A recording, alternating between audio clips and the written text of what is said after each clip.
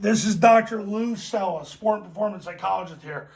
The great thing about Army with being done with the Soviet Union experiment is this was a concept they ran in 2022, and it's a beauty. The zone lead, which it's another way to basically have 10 blockers and a runner. But what they do is they have the A-back cheat up even closer. He's still off the ball, so you have to cover him.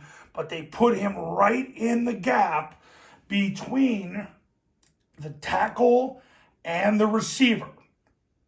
So what he does is he now becomes a down blocker. Now, I'm going to give you a hack on this.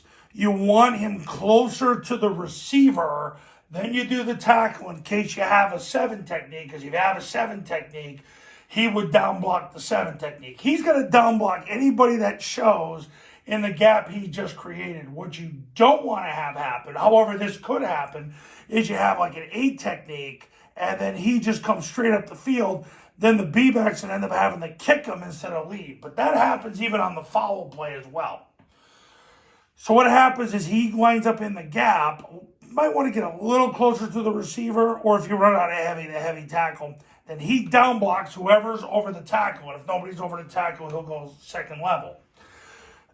The center guard tackle set the wedge on the guard. The guard blocks whoever's on him. Nobody's on him. He climbs second level.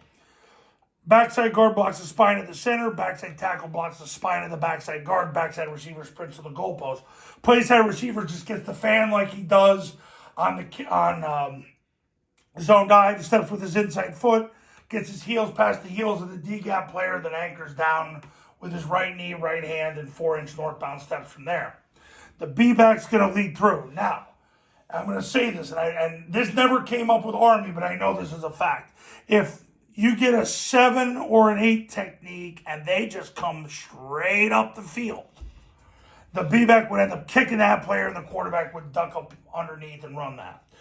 Otherwise, it's going to end up being as usually done where he winds up in the gap, he down blocks, the B-back leads through and he'll block the stacked backer.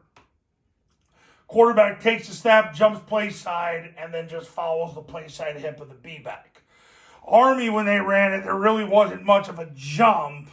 It was more or less he just opened and ran.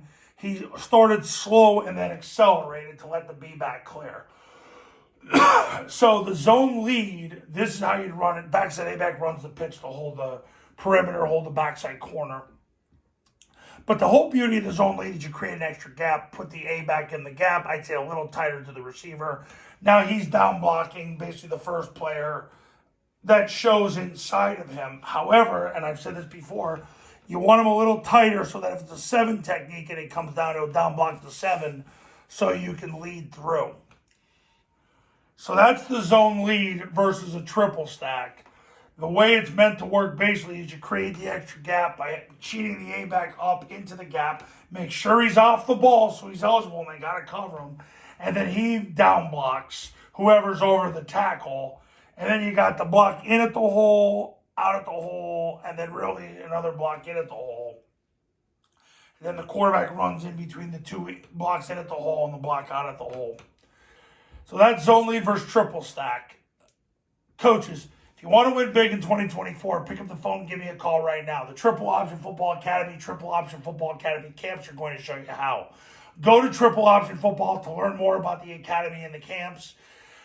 And you want to see all the testimonials and success stories that have come from the camps and the academy, go to tripleoptionfootball.com/testimonials.